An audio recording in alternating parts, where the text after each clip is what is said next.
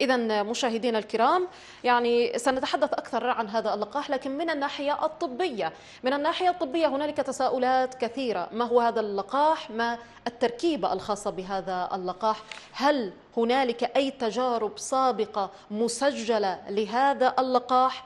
هل كانت هنالك أي نتائج مجربة أيضا لهذا اللقاح؟ كيف تم تصنيع هذا اللقاح؟ ما هي تفاصيل وتركيبة، وأيضا أتحدث عن العوارض الجانبية لهذا اللقاح. نذكر أن هذا اللقاح تم الحديث عنه من قبل الجهات كوزارة الصحة الأردنية، ونتحدث عن وزارة التربية والتعليم. جاء هذا اللقاح لطلبة المدارس تحديدا لتلقيحهم، نتحدث من عمر سنة حتى 18 عاما، وحتى هذه الساعة لم يتم توضيح ما هو هذا اللقاح. وأذكر أن هنالك جهات خرجت أو بعض الأطباء خرجوا على منصات التواصل الاجتماعي، هذه المنصات المتواضعة، يتحدثون بأن هذا المطعوم لا خوف منه، يمكن أن نلزم الطلبة اليوم أخذ هذه المطاعيم، لكن لا نستطيع اليوم كأهالي في ظل سكوت وزارة الصحة عن الخروج والتوضيح حول ما هو هذا اللقاح، تركيبته من أي بلد، العوارض الجانبية. لا نستطيع اليوم كأهالي لهؤلاء الطلبة أن نلزمهم على أخذ هذا المطعوم في ظل غياب واضح وصريح لوزارة الصحة الأردنية. إذا دعوني مشاهدينا الكرام أرحب حاليا عبر الهاتف بأمين عام وزارة الصحة سابقا الدكتور عبد الرحمن المعاني. أهلا بك دكتور عبد الرحمن. أهلا، الله يعطيك العافية ستي، الله يبارك فيك. ما هذا الMR؟ ما هذا اللقاح؟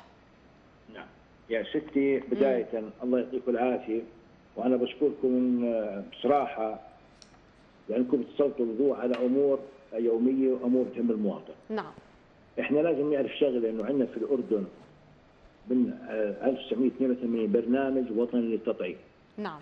وبالتالي يتم إعطاء هذه المطاعيم في فترات معينة من أعمار الأطفال وحسب برنامج موضوع لهذه الغاية، سواء في المركز العموم والطفولة أو سواء في المدرسة. نعم. منها مطعوم الMR. هو في عندنا هذا اسمه مطعوم الثنائي، عبارة عن مطعوم ضد الحصبة وضد الحصبة الألمانية، اللي هو الMMR دكتور. في MMR. نعم. في MR. الMMR هو نعم. الحصبة الألمانية. الحصبة الألمانية. الMR إذا العادية والنكاس. نعم. احنا بنحكي عن الMR. نعم. الMR هو عبارة عن حصبة ألمانية ضد مطعوم ضد الحصبة الألمانية لقاح وضد الحصبة العادية. تمام. الآن ليش احنا بنستخدم الMR بشكل عام؟ احنا الأردن للأمانة مش أول مرة، هاي حوالي 5 حملة تطعيم يتم عملها في الأردن وإجراءها. بدأنا في 2013 و2015 و2019.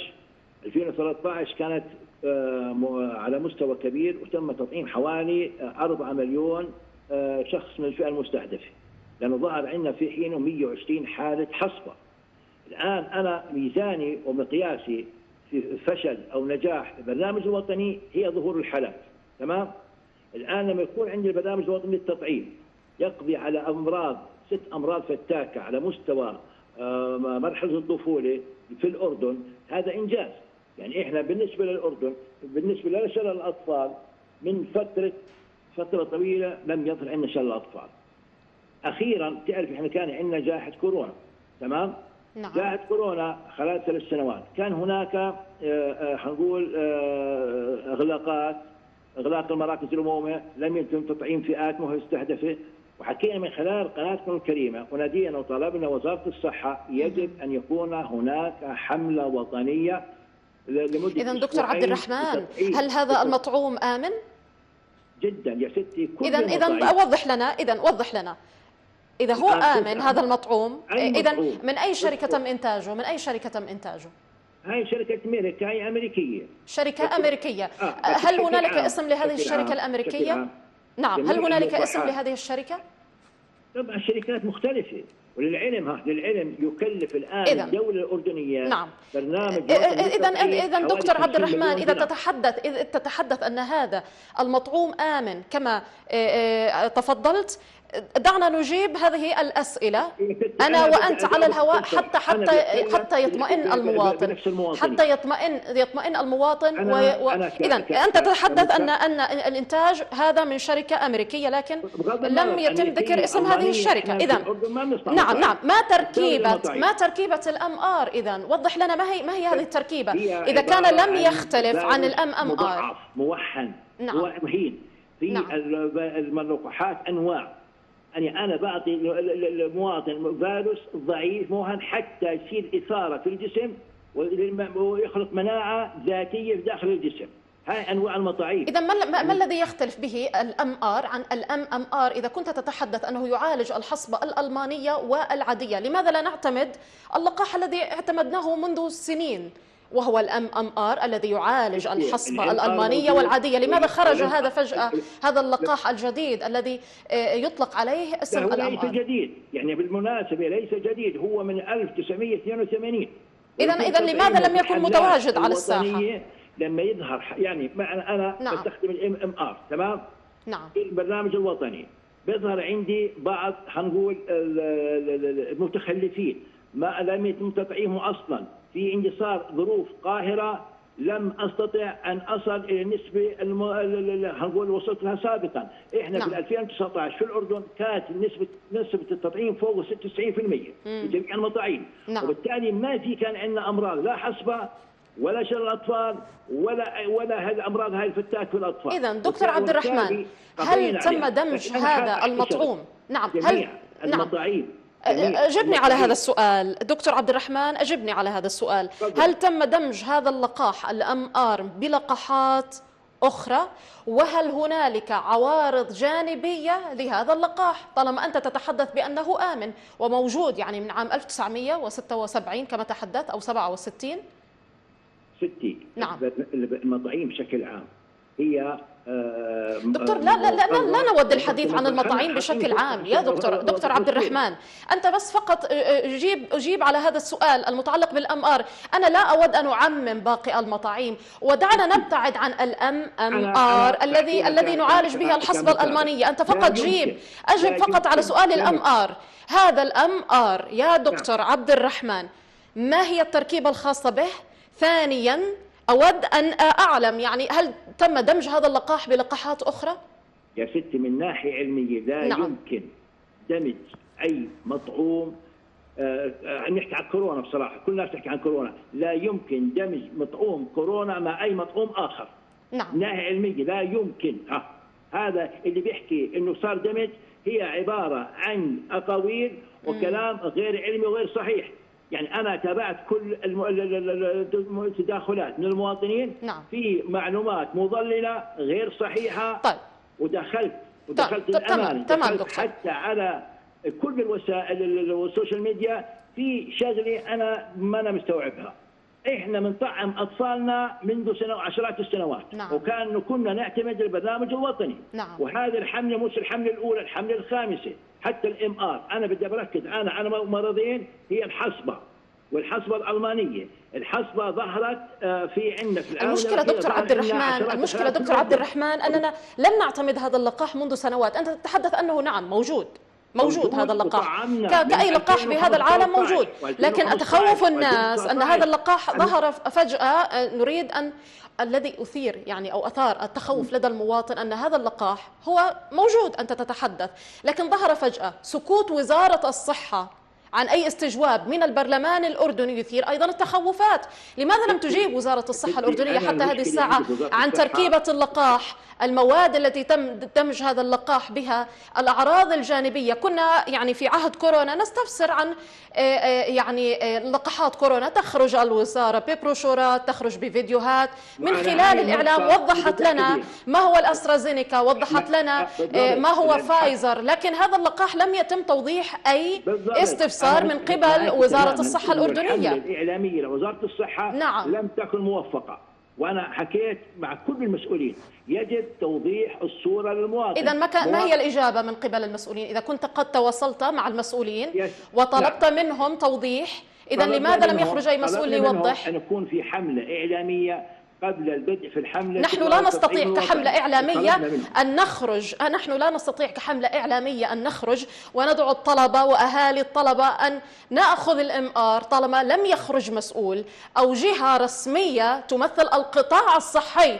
في المملكة الأردنية الهاشمية حتى الساعة وتقول أن هذا المطعوم آمن وتقول أن هذا المطعوم صالح. نخرج نحن كإعلاميين وجهة إعلامية وندعم وزارة الصحة الأردنية ونقول أن هذا المطعوم آمن ويجب إعطاؤه لطلبة المدارس لأنه يعالج كما الMMR الحصبة ويعالج أيضا الحصبة الألمانية سواء العادية أو الألمانية. لا تطلب منا أن ندعم طالما أن الجهات الرسمية أو أي مسؤول لم يخرج حتى الساعة ليوضح ما هو الMR. يا ستي الMR هو لقاح يتم إعطائه لفئات عمرية مختلفة وتكون غير مطعمة أو متخلفة عن التطعيم. حتى الآثار الجانبية بتحكيها حضرتك ممكن يكون أي مطعومة أي مطعوم بشكل عام له ممكن يكون عرضين: ألم مكان الحقنة، ألم موضع كنا نحكي فيها من زمان، وطفح جلدي ليومين أو يومين أو يومين أو ثلاثة وبختفي ولا يعطى. أنا بحكي ولا يعطى لفئات النساء الحوامل ونقص المناعة نقص والله يا دكتور عبد الرحمن يعني والله ما تتحدث به موجود على الجوجل، يعني ما تتحدث به موجود على الجوجل. أدخل ويعني يقول لي أنه يساعد ويعالج، لكن هنالك أعراض مخيفة يعني موجودة لا أعلم من وضعها. هل من جهات تدعي ذلك، جهات تود يعني فقط وضع هذه المعلومات لتخويف أو ترهيب الناس؟ والله يا دكتور عبد الرحمن غياب وزارة الصحة الأردنية عن الخروج أو خروج أي مسؤول للتوضيح هذا الذي يثير الخوف والقلق. وأنت يعني أمين عام وزارة الصحة سابقا وأعلم يعني أن الوزارة قد مرت بهكذا تجارب وتخرج وتوضح، لكن عندما خرج معي يعني السيد عدنان مشوقة وهو برلماني يقول أنه تم مخاطبة وزارة الصحة الأردنية منذ فترة طويلة وحتى الساعة لا توجد أي إجابة، لا توجد أي إجابة أو توضيح ما هو الMR. لو سمحتي لي، هاي المشكلة إنه وزارة الصحة لا تقوم بواجبها الإعلامي التثقيفي للمواطنين. هكذا تحدث، قل من البداية. نعم. وهذا بنبثق على عدم تصديق الرواية الرسمية. يعني صحيح. إحنا كناس إحنا كأنتم كجهات إعلامية وإحنا كناس من القطاع الخاص الآن بنحكي بكل حرية، لكن موظفين وزارة الصحة أو كبار موظفين وزارة الصحة يتهرب من الإعلام شرح هذا. طالما هناك تهرب من الإعلام، طالما هنالك علامات استفهام دكتور عبد الرحمن. ليش إحنا في الحقيقة دولية، إحنا وأنا دوري كأنني أعمل بهذه المؤسسة التي دائما عينها على الحقيقة أن أظهر الحقيقة. إذا تتحدث أنت دكتور عبد الرحمن هنالك تغيب من قبل وزارة الصحة الأردنية وتتحدث بأن هنالك ضعف بالجانب الإعلامي، إذن هنالك علامات استفهام حتى الساعة تثار حول الMR، ونحن كجهات إعلامية لا نستطيع أن ندعم ونقول ونؤيد خذوا هذا اللقاح طالما الوزارة المعنية بقطاع صحي كالأردن لم تخرج وتوضح ما هو الMR حتى الساعة. إذن دكتور عبد الرحمن شكرا لك، وأنت أمين عام وزارة الصحة سابقا. لو سمحتي. نعم دكتور بإيجاز. الأمور واضحة بكل شفافية ووضوح. نعم. يجب على وزارة الصحة الخروج إلى الإعلام صحيح. وشرح ما هو وهذا ما نأمله. نعم. أنا وياك أشرحه لأنه إحنا ما بعرف كيف لازم جهة رسمية. صحيح كلامك. وبالتالي المطعوم أنا بشكل رسمي بشكل خاص نقول كل المطاعيم يجب تكون فعالة ومأمونة، وليس دكتور يعني نذكر أيام كورونا تم توضيح ما هي المطاعيم مخبريا نعم من فعاليته ومأمونيته. إذا دكتور عبد الرحمن يعني داهمنا الوقت، أود أن أشكرك شكرا لك أمين عام وزارة الصحة الأردنية سابقا. شكرا لك الدكتور عبد الرحمن المعاني على هذه التوضيحات.